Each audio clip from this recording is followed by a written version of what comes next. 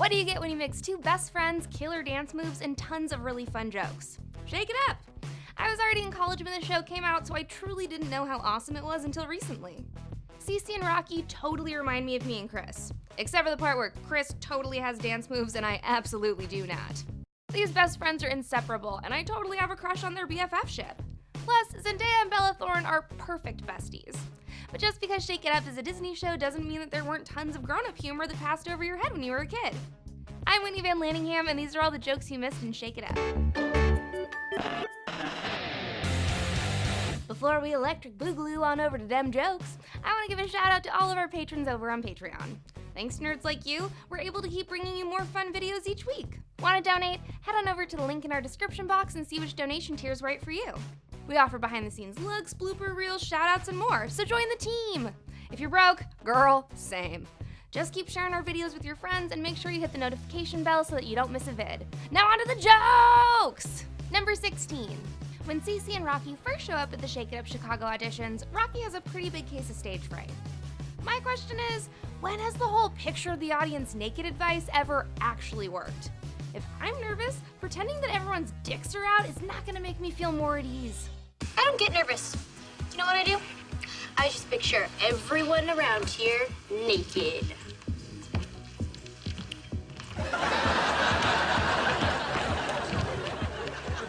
Okay, I'm putting even more clothes on that one.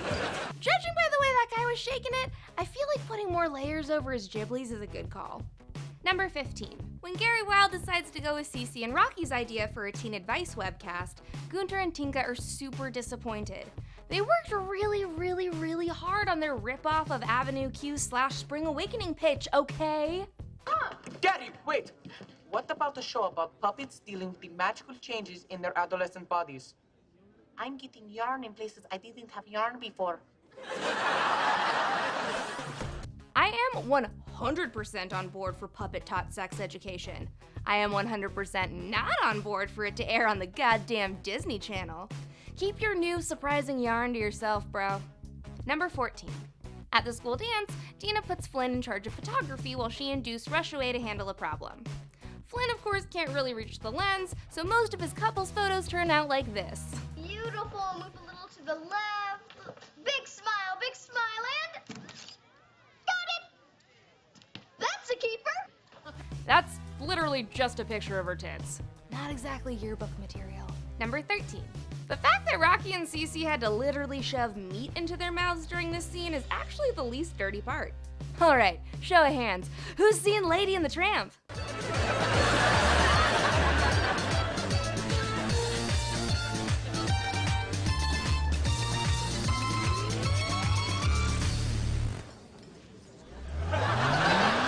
Okay, to be fair, Kris and I very frequently eat noodles out of the same bowl. It's easier to shove carbs in your face when you have someone to help you. But I definitely didn't expect to see two middle school girls almost smooch on the Disney Channel. Number 12. Oh, this guy needs to go to jail right now. There's a whole system for eliminating someone from a reality competition show, and this is not part of it, buddy. You're good. We just don't have the look we're looking for. Next! Didn't Shake It Up Chicago just say that they're only casting ages 13 to 16? You can't just smack someone's ass when they don't nail the job interview. Number 11. When Cece hires Gunter and Tinka to babysit Flynn while she and Rocky go out to dinner with Deuce, they definitely prove to be very unique babysitters. In my experience, most of the people who babysat me would just play hide and seek with me or read me Goodnight Moon. Tinka and Gunter, on the other hand, are low-key terrifying. We're from a foreign land where you would already be working in a factory. Nothing like a quality child labor joke from the largest family-friendly capitalist megacorporation in the history of existence. Number 10. In this episode, Rocky volunteers her and Cece to perform at the local senior retirement center for some of the old people around town. Unfortunately, Mrs. Locasio is not impressed. What's the matter, Mrs. Locasio? Is your arthritis acting up and you can't clap your hands? You call that dancing? I danced better than that when I was a Vegas showgirl. And I did it in my birthday suit. Translation, I used to be a stripper and y'all moves are tired. Number 9. This one's just, how? Why? Who thought that twincest was a good Disney joke? Gunter and Tinka are freaky enough. I don't want to find out that they used to bone back in the old country. I want a date. No problem, Tinker Bear. I will take you on the date. No. I want a real date with a real boy. I mean, it's not like we're going to grow up and get married. You do know we're not going to grow up and get married, right? Gunter did not look like he understood that they were not going to grow up and get married. Gunter looked like he wanted to take his sister on that date and maybe then some. Number 8. Naturally, Tinka is incredibly upset when Cece and Gunter are chosen to do a dance on Good Morning Chicago instead of her and Gunter together. As she storms out of the room, she starts cursing in whatever her native language is. I have no idea where those freaks are supposed to be from. Winners are Cece I knew it. and Gunter. I didn't know that.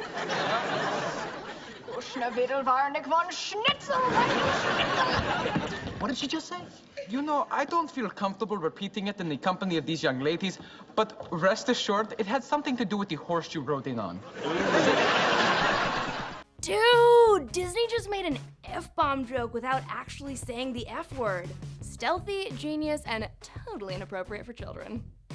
Number 7. If Deuce doesn't get a permanent spot on QVC with the way he's constantly trying to peddle useless crap to every single person he meets, I hope he at least auditions well on Shark Tank. His latest venture is trying to sell his cousin's line of couture clothes, which I'm sure got a lot easier once she gave him a vocab lesson. What do you think? Ooh.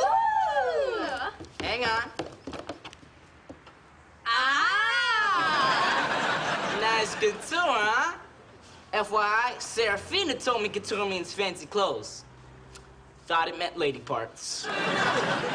Oh my god, breaking news. This just in. Producer Brett just let me know that YouTube lets me say the word that Deuce thought it was. Cooter!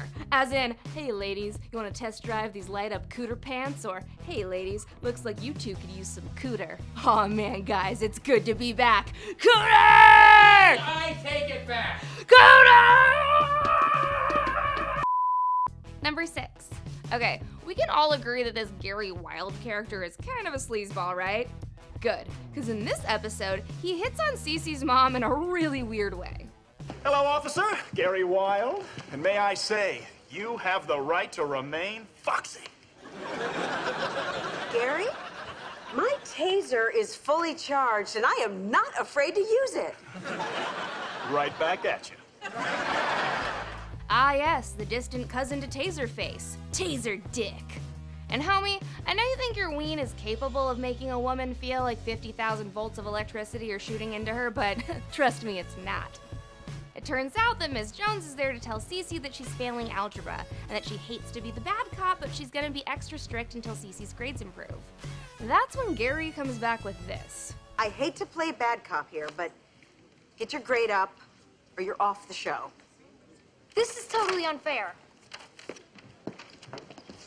You know, I wouldn't mind at all if you'd like to play a little bad cop with me.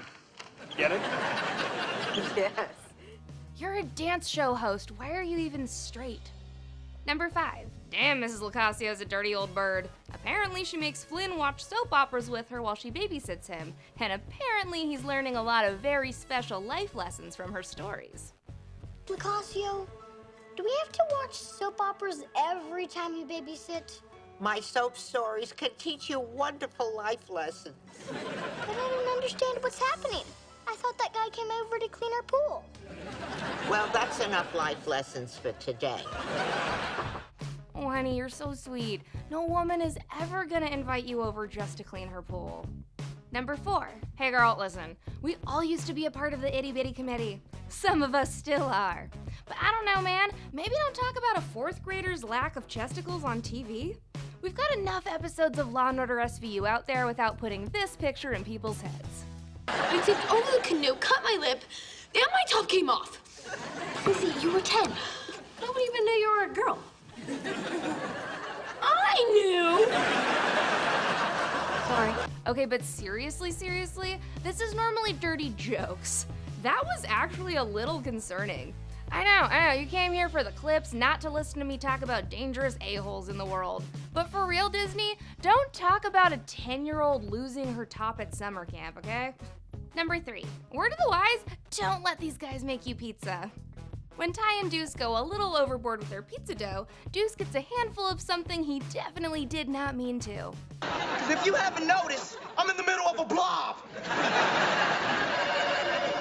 Where's the phone? In here. Hey, that's not the phone. I'm sorry.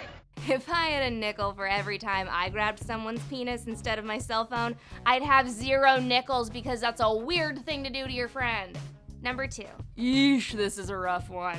When Cece and Rocky meet a supermodel at a party they're working, she makes kind of a tasteless joke about anorexia. You're adorable. I could just eat you guys up. You know, if I ate. Eating disorder jokes are never a good idea, especially on the Disney Channel. After Demi Lovato saw the episode, she slammed Disney on Twitter, and rightfully so. Baby girl left the Disney Channel to take care of her own issues with bulimia and called the a-holes at the Mouse House out for making light of a serious medical condition on a show that millions of tween girls were watching. Thankfully, Disney pulled the episode from rotation, so it doesn't air anymore, but if you have the DVDs or the internet, the banned joke is still in there. Number 1. Okay, so if you don't remember the episode Future It Up, here's what happens. 22 years in the future, Cece and Rocky both have successful solo careers, but aren't really friends anymore. But after some tricks and shenanigans from their old friends, they decide to perform at their 20th high school reunion together. Once they make up, they announce to their friends that they'll be starring in a musical together with a very questionable title. Well, we just talked to our agents, and in a few months, you guys can all come to New York for the opening of our new Broadway show. 2 girls, 4 legs, and 1 unforgettable night. We're still working on the title. Yeah, that's a porn. These are all the hidden jokes that I could find and shake it up, but I want to know which ones I missed in the comments. Like and subscribe to Nerdwire, click to the left of my face for more videos, and I'll be back next week to ruin your childhood. Cut it!